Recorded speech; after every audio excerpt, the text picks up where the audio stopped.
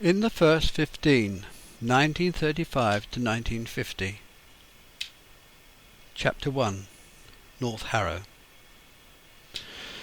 There was nothing particularly unusual about the house, road or town. It was typical of pre-war town development, and able to be seen in any number of places throughout Britain. Looking back, I was fortunate to be raised there by parents who provided a stable upbringing in wartime austerity. The society was, in the main, lower middle class. There was no unemployment and very little serious crime.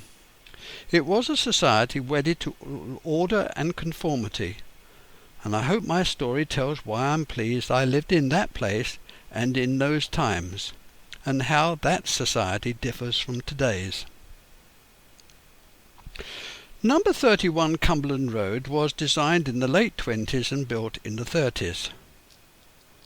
The general strike of 1926 prompted the government to find solutions to reduce unemployment. The result of this decision was to stimulate house building and develop new towns. North Harrow was one such town. As you drive about Britain, you come across public buildings and houses that all have similar architecture.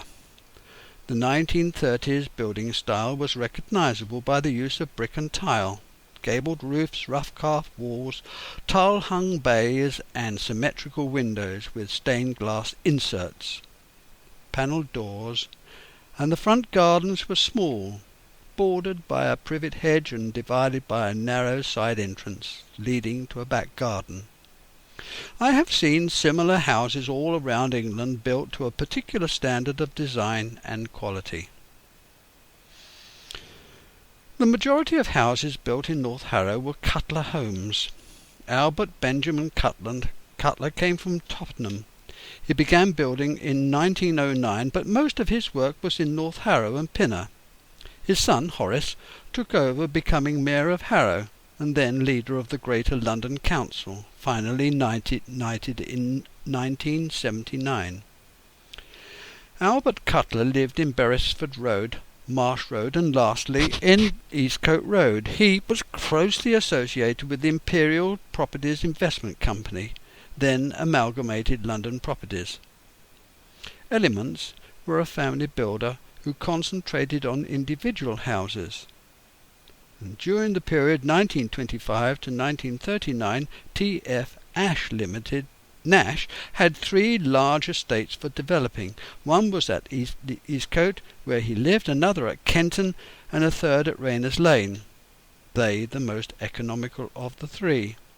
Then on the way to Pinner, that ranged from £595 to £750, 4 up, 2 down, with a garage.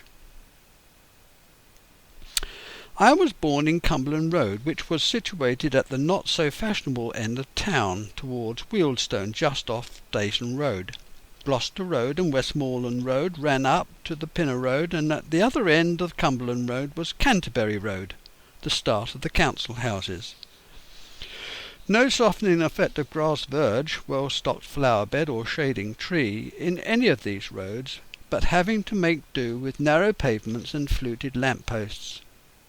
As a tribute to modern living, telegraph poles were just about to be raised, lines strung, and ordered telephones installed.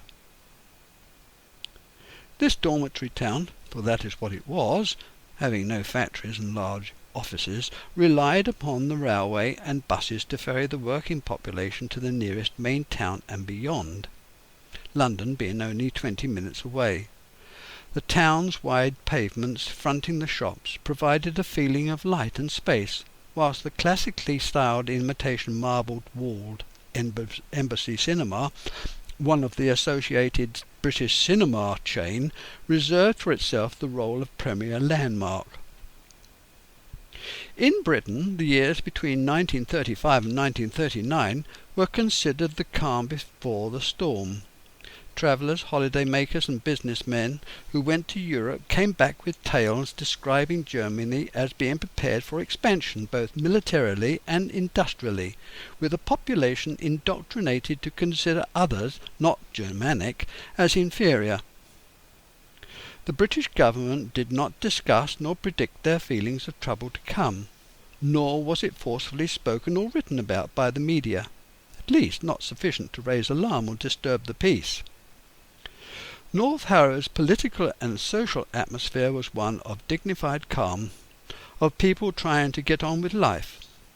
I don't remember any new building work, for the land was totally developed except for the farmland at Headstone, still there today, that provided local dairy produce. Neither the leading citizens nor local government agencies gave any indication what was imminent. Peace reigned in a vacuum. The summer of 1939 was glorious, predicting a good harvest.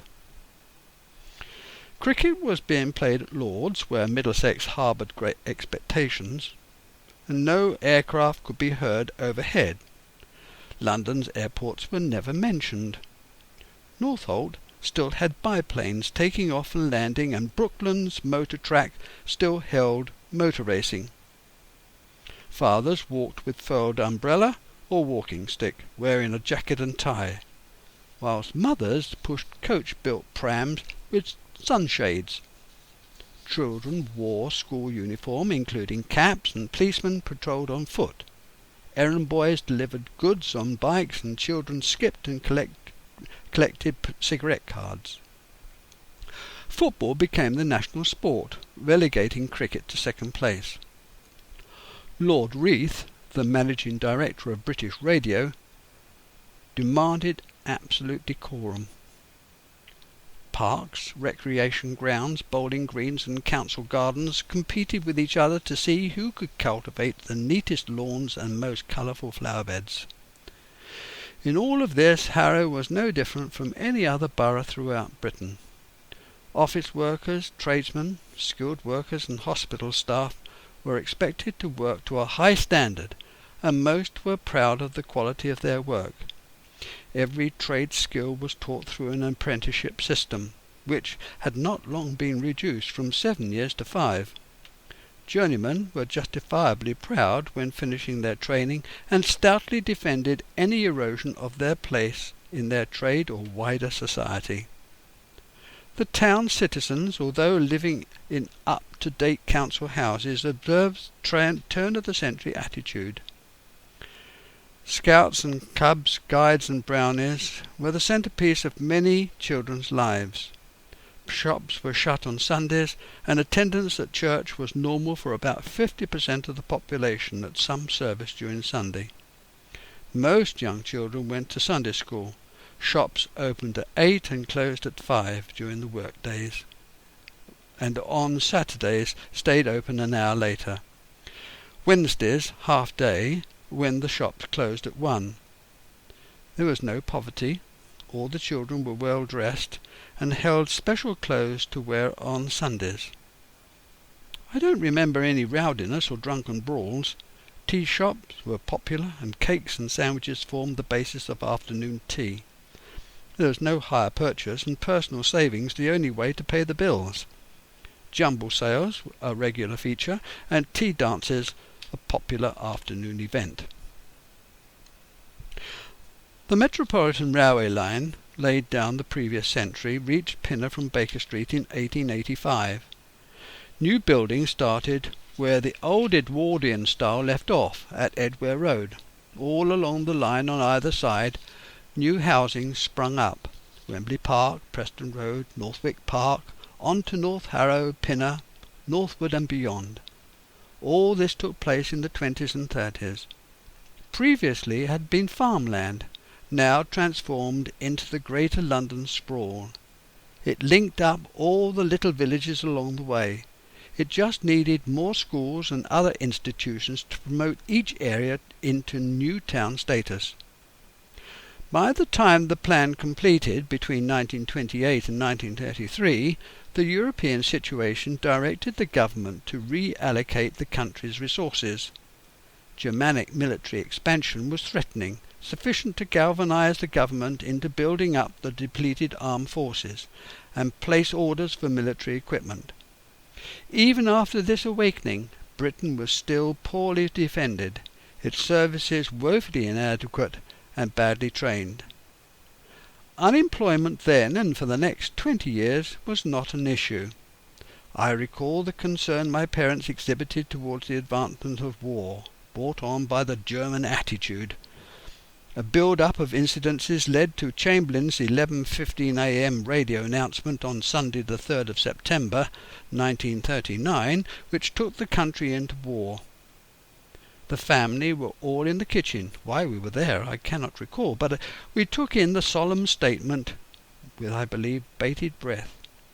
I can hear Chamberlain now, a rather high, brittle voice, clipped intonation, a rather theatrical performance, almost expecting a cheer. France announced that they would be at war with Germany that afternoon, as did Australia and New Zealand. South Africa announced their intentions 3 days later, and Canada followed within the week. As all this was going on, the inhabitants of North Harrow continued their lives as if nothing was happening. On the continent, British troops advanced through France to Lille, near the Belgian frontier. They dug defences, then advanced, left their preparations, fell back, never to fully recover. The army was unfit for war, with inadequate equipment and weapons. By the end of the following May, the British Army was in full retreat to the coast and Dunkirk to re-embark and be shipped back home. North Harrow that autumn was a town with pride, a place that grew up out of the 30s and prospered, linking the old towns of Harrow, Pinner and Wealdstone. Its design exhibited town planning at its very best, with accommodation for all pockets and service to match. Many of the roads had pavements fringed with a grass verge.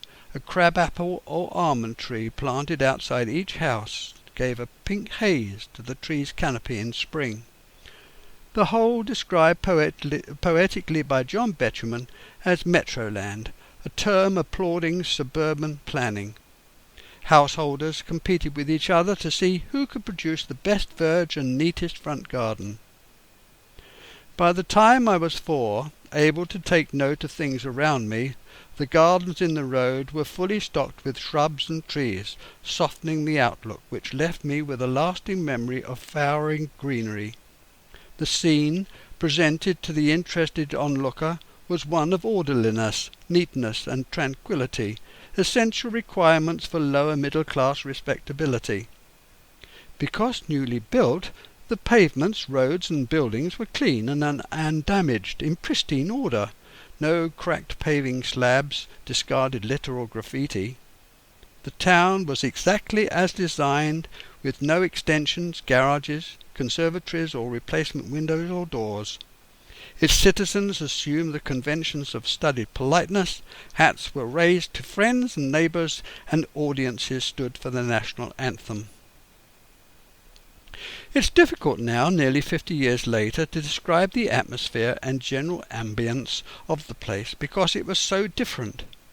You wouldn't believe me. I'm closing my eyes, thinking back as a boy, standing at the crossroads, clutching an evening news bought for my father to read that Saturday evening after tea. There is very little traffic, occasionally a single-decker bus. The 2:30 route passes from Harrow to Wealdstone. It's quiet, with few people about. Those that are hurrying home. It was the lack of road traffic and the bareness of the pavements that paints the scene. It was so comfortable and secure. The railway bridge of riveted steel spanned Station Road, casting a shadow on Headstone Hotel, the local hostelry. The railway station had 2 entrances, each with a bank of 3 telephone kiosks. The ticket office displayed the tickets in racked, serried ranks drawn upon the counter ready to be punched. Access to the platforms was made through the barrier up the stairs, out onto the raised track, next to the waiting rooms. Bright advertising posters, hand-drawn and printed by the lithographic process, heralded Brighton and Seaton as being everyone's dream location for a holiday. The London Underground map, flanked by the up and down line timetables framed on the platforms and waiting room walls. The town's banks, railings and porticos, faced in Portland stone, were stationed impressively on the crossroads. Their solid respectability made a good impression on visitors and town people alike. Many of the shops had country-wide names: Express Dairies, United Dairies, Dewhurst, Home and Colonial, Maynard's, Cullen's, McFisheries, Boots, W.H. Smith's, Woolworths, Cooper's and the Watford Co-op. The local dance studio operated from the large room over the cooperative department store. This taught ballroom, Latin American and old-time dancing. Previously this large room had been a snooker hall, and in common with many became obsolete, giving way to more profitable pastimes, both having long since disappeared, along with the cinema, car showroom and bicycle repair shop. Another building which made North Harrow unusual was the car showroom, laid out under the distinctive clock tower. The large plate glass sliding doors separated off the public from the lucky few who could buy the latest models. Cars, what few there were, serviced at the rear, next to the petrol pumps, their fuel pipes attached to swinging arms that carried the contents to the roadside. In 1939 there were nearly 2 million cars on the road, one for every 25 members of the population. The cheapest car could be bought for just over £100. Opposite, on the other side of Pinner Road, lived Stan and Rose Keeley and daughter Joyce. Stan knew my father in World War I. They became linked by their names. Evermore they kept in touch, and as a family we often visited them for tea. He was a groundsman for the local council and was very proud of his bowling greens. As a family they joined to make jigsaw puzzles and always had one on the go, inviting us to join in. The National School was built in 1841 at the bottom of Pinner High Street, on the corner behind the signpost opposite the photographers. This was a development of the Church of England's interest in promoting education for religious purposes. This took the form of the National Society for Promoting the Education of the Poor in the principles of the established church in 1811, to grant sufficient money to open up the Pinner Sunday School 5 years later. In 1833 the government inquiry into education for the poor led to a series of grants to regularize religious involvement. This was the first nationally organized involvement, which led to the National School being guaranteed land by the lord of the manor and maintained by school pence and voluntary contribution. 10 years later, at the time of the Great Exhibition, the school catered for 190 pupils. A much larger school was built in 1867 with 5 rooms in School Lane, Marsh Road, becoming Pinner's National School. The Education Act of 1880 made school attendance compulsory. In October 1891, lessons at the infant school were free, though the upper school children were charged 1 penny per pupil. The National School continued servicing the local children's education for a further 40 years, when the influx of children from the new estates demanded more accommodation. The Middlesex County Council soon provided new schools. Headstone Lane Secondary School was the first in 1929, Pinner Park in 1931 and Cannon Lane in 1934, Longfield a year later. It was to this school that my brother and I attended in 1939 and 1940 respectively. Longfield Primary and Junior School was situated midway between North Harrow and Rayners Lane, built at the same time as the surrounding houses in typical 30s style of brick with a flat roof, concrete sills and metal-framed windows. It educated about 150 primary children and about the same for juniors, staffed by 10 teachers, a headmistress, secretary and caretaker. The playground, asphalted and marked out for netball, relieved by a shrubbery on two sides. The headmistress banned the sports field for breaks, except for the annual sports day, because children became far too dirty, even in summer. A chain-link fence circled the school's boundary, separating the school from its surroundings. Children seldom played truant, although there was always the odd boy who did, and got away with it. The school board's inspector pedalled round the road on his bike to catch out those unwary children trying to evade being caught. Headstone Secondary Modern School was built at the other side of town for the bulk of teenagers who failed their 11+ exam. Pinner Grammar, built just down the road, catered for the selected few. To cater for aspiring parents, St Andrew's Private Preparatory School for mixed infants and juniors and girls up to 18 lay behind the fence next to the bus stop on Station Road. Athol House School, built at the other end of town, near Rayners Lane. How strange it was to have private schools with red-coated pupils quite separate from the rest of the community. Who were the parents who sent their children to these private schools? The children were hardly ever seen or heard. Where did they go when they did leave? It was a mystery. The nearest private school for juniors and seniors was John Lyons School, where our neighbours' two boys went.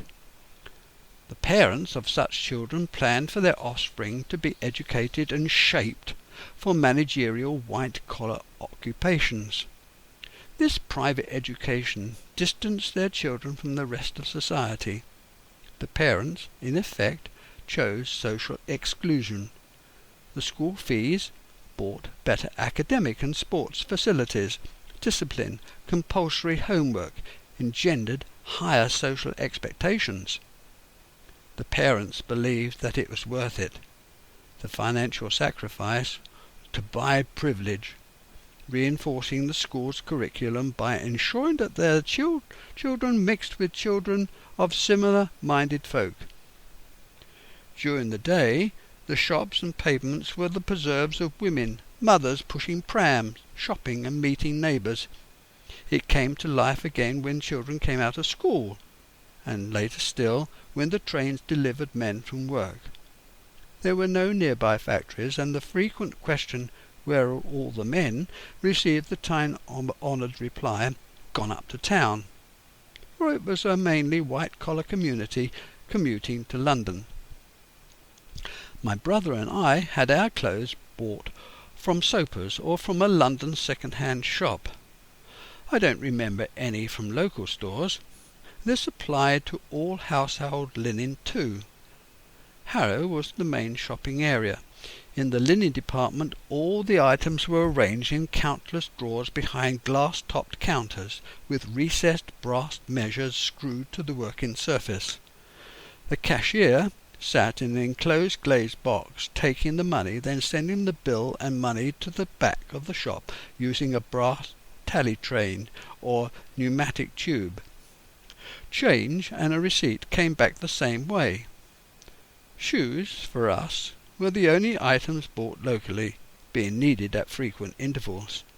When new, the soles were covered in steel studs or blakies, which made a crunching noise like a soldier marching, sending sparks flying when sliding on pavements. My father was a cartage manager at the railway main line station of Marylebone. He rented the family house, spending very little time or money maintaining it. Being very prudent, never overspent or borrowed money. His was a secure job that issued a free parking ticket for personal use and an annual family holiday pass. His membership of the Freemasons, an old contemptible association, took prime possession of his free time, and we suspect his spare cash too. Shops in Harrow stayed open late on Saturdays and Thursdays, with half-days opening on Wednesdays. I don't remember any of my friends owning a wristwatch or pocket watch, and the only person to give the correct time was the policeman. Life in Britain had changed little since before the First World War. The most noticeable social change was the employment of women in offices and shops. Previously, most offices and shop work had been the preserves of men. Later, women took over during the First World War, leaving older men to continue as overseers, managers and senior clerks. The use of women in factories, offices and shops escalated as the years went by. And by the time the Second World War was underway, women were finally accepted as essential for the country's economic survival. Thereafter, the employment of women continued apace. It took another 50 years for girls to be considered suitable for technical work and given suitable training at further education colleges. In the printing industry, there were no women employed in any of the craft sections until the 1980s. In graphic reproduction studios, the training of girls began for film planners, but even so, there were no apprentices indentured. Industry stepped back from engaging in long periods of training for girls, believing in that in many cases it would be wasted. Girls leaving school after 1950 were not only expected to go to work, but also wanted to. This was the first time girls in mass had these expectations, an understanding of female self-worth. This led to sexual liberation and the concept of the modern marriage. Within 50 years, the rigid social structure was transformed. Flower power, nuclear disarmament, trial marriages, television watching, further and higher education, popular culture, lost innocence, drug-taking, contraception, part-time working, job sharing, single parenthood, throwing keys into the ring, drug-taking, increased alcohol addiction and divorce have all played their part in the social change that took place. The once quiet, vehicle-free, ordered and regulated town gone through a quiet transformation, along with the architect-designed yourself sameness of the houses. It was now do-it-yourself, replacement hardboard, ripped out extraneous architraves, fireplaces and rails, and to concrete over gardens and flower beds. Still, we boys were polite, well-spoken and mannered. We would not dream of hurting anyone by word or deed, and we thought highly of our traditions and culture. Harrow Public School gave the town and the surrounding villages an air of distinction and grace by association. Its pupils, wearing straw boaters, white stiff collars and frock coats, matched the school's history and esteem. Harrow Grammar School, considered one of the country's best, the equal of Manchester, was the goal for the children of aspiring parents. Pinner Grammar and John Lyons fee-paying school, considered joint third in the educational hierarchy. The 11+ exam was marked to give a cut-off point to allow just enough passes to fill the local grammar schools. A selection system guaranteed to waste a high percentage of the country's potential labour force. However careful the sifting, even though the failed could take a year sit it for a technical school a year later. Houses out of Pinner, along the Pinner Road towards North Harrow, just before the fire station and Headstone School, were built in the early 20s. The Kodak factory, the first to be built outside America, started manufacturing film and papers in 1891. Today it covers an area of 55 acres, including a boundary wall of roads containing terraced workers' cottage in Edwardian style. In 1925, Hendon Rural District Council bought Headstone Manor House with its 25 acres of land. The object was to build a recreation ground. The council widened Headstone Lane and made a new road called Parkside Way. Headstone Manor Estate bought the land from the council to develop the land, the builder being A.J. King, whose design and quality was an improvement upon Cutler. The Headstone races took place just north of Southfield Park. These farmers' horse races were keenly followed, but exuberance saw its demise following riots in 1899. Pinner was looked on as a middle-class area, circling its much photographed 15th century church, Coaching Inn and High Street. Its borders nearly reached the Methodist Chapel, North Harrow, set back from the crossroads that linked George V Avenue to Hatch End, and the nearest farm, originally called Pinner Park Farm, was now Hall's Farm. Its fields, ranged either side of the road, gave good grass for the cows, which in turn provided milk for the dairy, bottled for the town and surrounding area. The milking parlour, built next to the bottling factories, stood opposite the stables and sheds, housing the milk carts painted in red and white livery. The horses, harnessed to all delivery carts, remembered their round as well as the milkman. Never needed to be told to walk on. These horses provided my mother with the necessary manure for her tomatoes and roses. The farm's original estate had been a deer park for over 200 acres. The first recorded building on that site was in 1560. The present farmhouse, which boasts Hall's Farm, painted in large letters on the side, was built in the 1750s. Across the field, following the public footpath towards Pinner, stands East End Farm Cottage, which we called Snow White Cottage. This is an early 15th century building in Moss Lane, and can claim to be the oldest surviving house in Pinner. It was built by Roger of East End, and reputed to be an open hall house. In the 1850s the farm was called Hedges Farm, and generations of Hedges family owned it until 1935, when it was sold and the land split up. Gypsy caravans travelled along the main road, sometimes in convoy. Many of them were brightly painted, with floral designs, with beautifully carved furniture and antique porcelain. They told fortunes at fairs and sold pegs and rat-trap doors to the families that traded with them. The women brought round baskets of lucky heather. 4 main churches served the town's citizens.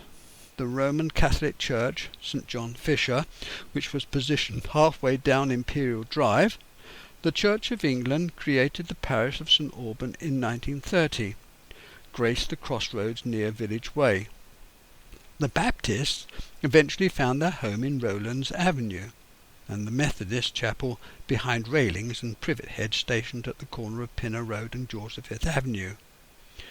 The Christian Science Hall along Imperial Drive, not far away from Elmfield Chapel, and the places of worship were stationed at the boundaries of the town, and gave shelter to their own school and choir, plus sundry other associations and groups, the largest congregation attending the Roman Catholic Church. Every national club and association celebrated St. George's Day, the Sovereign's birthday, Empire Day, and other special events associated with the club. The national flag of St. George was raised on these special occasions. The majority of boys in every town were members of national youth associations like Boy Scouts, Church Lads, or Boys Brigade. Older youths joined Army, Navy, and Air Force Cadet Corps. Girls, too, had their organisations, which they usually finished when they reached school-leaving age at 15 or 16. Monthly church parades saw the various organisations march behind each other following the Boys' Brigade band. Flags held at the slope before the church door as the signatories filed in, led by the mayor. Other than perhaps the architecture and town planning, this was a society that had changed little from that lived for the last 25 years. My parents' pattern of life and expectancy were set before that period. My father's upbringing went back to 1890, Victorian London. My mother's to that of a West Country village school. From a large family, after leaving school she worked as a lace hand at the mill in Perry Street, Tatworth. They ran their lives as they had been, maintaining codes of behaviour adhered to since childhood. Shame, honour, duty, integrity and honesty were expected, and not only talked about by our parents but also emphasised at school, church and youth club. Sundays were a day of rest, no games allowed, no card playing, no going to the pictures. Church attendance, reading, going for walks, picking blackberries in the summer, filling a stamp album in the winter, listening to the radio, all these were allowed. General heating in all homes was by fire, and cooking by gas or paraffin. Lead pipes continued to be laid, and no loft or window insulation installed. Cavity walls not built, blocks not used, exposed pipework and damp courses laid in slate. In the winter ice formed on the insides of the windows, and there was always the danger of pipes freezing up. Plugs were kept in the sink to stop the dripping tap freezing, the discharge pipe becoming blocked. Terms of endearment never used, love not mentioned, affection never exhibited, hand-holding, kissing and arms round shoulders not countenanced. Boys followed a Kipling-esque character, raised to serve the nation, and girls nursed those that were injured. Sexual thoughts, words and deeds never spoken of. This was not only the source of guilty daydreaming but total embarrassment. Procreation, it seems, was a mystery to the nation. All this may suggest we were all frustrated, lonely and unloved, but that would be wrong. If society proceeded along these lines and no question asked, who was going to change it? Society must have been either downtrodden or reasonably happy, and I believe it was the latter. There were many jobs with varied occupations possible. What father did still controlled what children's choice of a job. What was shown at the pictures, mostly made in America, and what was printed in the magazines became the latest craze, which had a knock-on effect in time to the industrial sector being produced it here. In 1837 the railway line was laid that linked Euston in London with Birmingham, passing through Wembley and Harrow. In 1873 Parliament accepted a plan for the London, Harrow and Pinner Railway, which would terminate between Grove and Cannon Lane farmhouse, now the Whittington Hotel. 5 years later the terminus was moved to Pinner Green. In 1880 Harrow Metropolitan Station was opened, and just 4 years later Marsh Farm was demolished, making room for the new station. On the 25th of May 1885, 2 days before Pinner Fair, the line was taken up and running. Steam trains ran every half hour to Baker Street. The chairman of the Great Central Railway, which had joint running rights over the Metropolitan line, decided on North Harrow as the correct place to build a new station. The fields between London and Pinner had been extensively developed, with 300 roads created. The existing railway stations could no longer cope with the influx of passengers. The railway station opened on the 22nd of March 1915, just where a farm access road passed under the existing line. The Metropolitan Railway affected the character of North West Middlesex and North Harrow with it. The peak year for new builds was 1934. The houses built for white-collar workers and highly paid manual workers, and the average weekly wage was then £2.15. North Harrow Station opened in 1915 and nestled in a hollow under the railway bridge spanning Station Road, and was recognisable by the telephone boxes at the entrance of the booking hall. The architectural style looked to the age of Art Deco rather than Art Nouveau, observed in the letterform, tilework and paint colour scheme. It declared the age of the Metropolitan Railway line, a line that ran between Baker Street and Amersham, Aylesbury and Aldersgate. The train company's brown livery decorated the carriages. All the Aylesbury line locomotives were steam-driven, as were a number of the Metropolitan, the majority powered by electric motor. It was not until after the war that the line was completely electrified. The carriages held 10 people sitting, 5 on either side.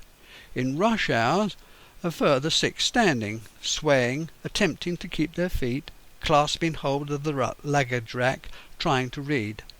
Smokers, who were the majority, relied on the nearest person to open the window, suffer the draughts, occasional rain and smoke. The seated, to the call of the brakes in the rail, bounced on the interior sprung cushion, appreciating their luck of having a seat. On cold, wet, misty days, the dripping raincoats, flapping umbrellas, and sneezing patrons heaved a concerted sigh. Conversation stilled. Newspapers were opened. At eye-line, underneath the netted luggage racks, brass-framed prints advertised seaside resorts. A London Underground map took up the centre frame, not visible when the carriage was crowded, when a panicked passenger demanded to know where they were because they couldn't see the map. Platforms and waiting rooms were made mainly of wood, emblazoned with hearts and arrows carved by the younger passengers who, on the walls, proclaimed their heart's desire. More pungent cartoonists criticised the punctuality of trains, which they did. They died waiting for. At night, looking out from our front bedroom windows, we could see the glow of open fireboxes from the passing express trains. The shunting tank engines coupled up their wagons in the sidings, gave cheery toots. The express trains, as they thundered up the line, gave urgent whistles, fading away as they tore past. As with all large towns, several bus routes serviced the citizens. Some ran to Harrow or northward, others to Rayners Lane or Wealdstone. They were mostly single-deckers and all had their conductors who issued punched tickets, the route operating a 10-minute service. A bus ride was a community affair, getting on and off, swinging from handbar to handbar, the favoured seat, ringing the bell, standing in packed togetherness, listening to each other's conversations, wiping the condensation off the windows. It wasn't often that someone was turned away, even if the bus was overcrowded. The conductor stood at the door, taking the fares of all the passengers, those he was unable to reach, and piling up the spent tickets underfoot. Horses and liveried carts made all the local deliveries. My mother took in a bottle of milk, often in quarts or pints and half-pint bottles. Quite often the milkman would leave a crate for collection the next time he called. The rag and bone man came round in his cart calling out "any old iron" or "ragabones" in his sing-song voice, and the knife sharpener called out "scissors to grind."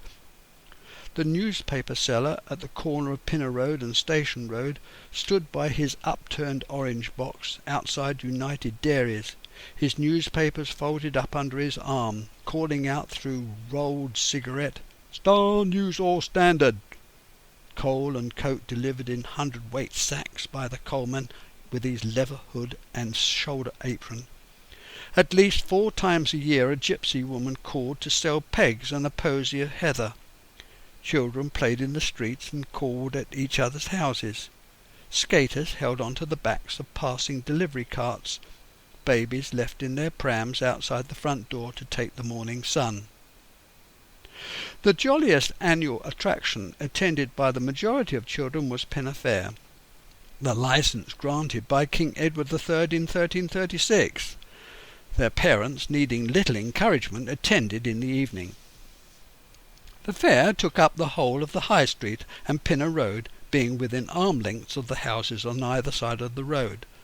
Stalls and merry-go-rounds, helter-skelters, ghost house and candy-floss, roll a penny, toss a ring, all vied for attention, the stall owners shouting out in encouragement.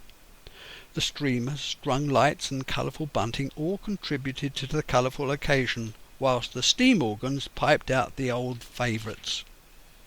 The fair, held on one day only, the first Wednesday after Whit, was always well attended, even during the war years. There was never any disturbance needing the authority of a policeman, although they were very evident. The nearest workhouse one time stood behind the George Public House in Pinner. Union workhouses and guardians of the poor were abolished in 1929, their places taken by the Public Assistance Committee under the MCC, the workhouses becoming an institution and the infirmary a hospital. Pinner became a parish which separated it from Harrow in 1766. Greater Harrow was formed in 1934, uniting Wealdstone, Hendon and Harrow under the title of Harrow Urban District Council. Harrow Borough received its Charter of Incorporation in 1954. In population and rateable value became the largest urban district in England and Wales, secured its civic status and granted a charter. North Harrow, Pinner, Wealdstone and Rayners Lane were all part of this mighty borough, along with other one-time hamlets. They all were within comfortable walking distance and each had their own cinema. 1934 was the middle of a prosperous period, one of expansion and full employment. This happy state of affairs could be seen in the demeanour of its citizens and in the ordered environment. And all this was about to change. The British restaurant chain was a government institution organised in 1944 to cater for people who could not for one reason or another cook their own meals. There was one at Bennett's Park, Station Road, North Harrow and behind the cinema at Rayners Lane, and for a shilling you could buy a 3-course meal when they first opened. They were cheaply built, as prefabrications on a concrete slab and seen in most large towns, others situated in suitable halls or galleries. In effect they were soup kitchens, but on a far larger scale and served a variety of meals. After the war they still existed, but soon operated on a different footing, having to make a profit, hired out for jumble sales and evening classes. In effect became community centres, and by 1943 they served 700,000 meals per day, charging an increased fee of 1 shilling and 2pence for a 2-course meal. Sharing the same site at the back of the British restaurant was the Home Guard hut, the manager of David Villa's father, Basil. It served also as number 21 Air Raid Precautions Warden's Post. Just up Station Road, almost on the corner of the crossroads, was the cinema. The Associated British Cinema Group owned North Harrow's classically sized Embassy Cinema, which opened in October 1929. The frontage, decorated with linked railings, bordered oblong gardens decorating the notice boards, giving the current and future film previews. The large wooden double doors at the side of the cinema led to the deserted car park, marked out at the back. Beyond, the town's woodyard, opposite the British restaurant. The pictures, or flicks, was the main form of public entertainment. The sound delivered from a single central source behind the square screen had to wait until after the war to be improved, not a patch on Technicolor and stereophonic sound of later times. The majority of cinema audiences participated at least once a week, watching films from Hollywood. A life very different made the entertainment romantic and exciting. Every night queues formed outside the cinema behind price boards. The queues stretched right round the cinema. Patrons slowly shuffled in during, but mainly after each 3-hour performance. If there were no seats left, then there was standing room only, which you might have to do for the whole length of the film. A thick, grey, smoky haze greeted the ticket holder as the usherette's torch sent a gleam of projected light into the back interior, penetrating the fog, lighting up the rows of seats. The rustle of sweet papers and the rasp of matches punctuated the film's performance. Courting couples filled the back row, with those standing unable to have seats leaning over the rail. The main event, the A film, was the public draw, enticed the audiences in. A newsreel followed, the advertisements and trailers, before the second feature, B film. Larger cinemas, particularly on a Saturday evening, would put on a talent contest, band or organ recital, with the audience singing along, following the words shown on the screen. The nearest large cinema was the Granada Harrow town, which also accommodated the Herger Cinema and the rather grand Coliseum Theatre. It was an enormous treat to sit in its plush red seats, particularly in the circle, and see the occasional West End show. The Langham, in Bridge Street, Pinner, was part of a small chain called the Modern Cinema Company, opening in 1936. The Grosvenor, at Rayners Lane, became part of the Odeon chain, opened the same year, and eventually, 40 years later, Benjamin, our youngest son, helped at this cinema in the projection room and became an authority on art films, collecting his own, of which he was very proud. The area police station was at Pinner, 2 miles down the Pinner Road. You would always see a police officer on duty walking along the main street of all towns, at least twice a day, and again during the night, checking all the shops, doors and windows, the alleyways and the side roads. The patrolling sergeant, who would phone into the police station using the blue call boxes found at most main road junctions. If as a child or even adult told to abide by the law, you did as instructed.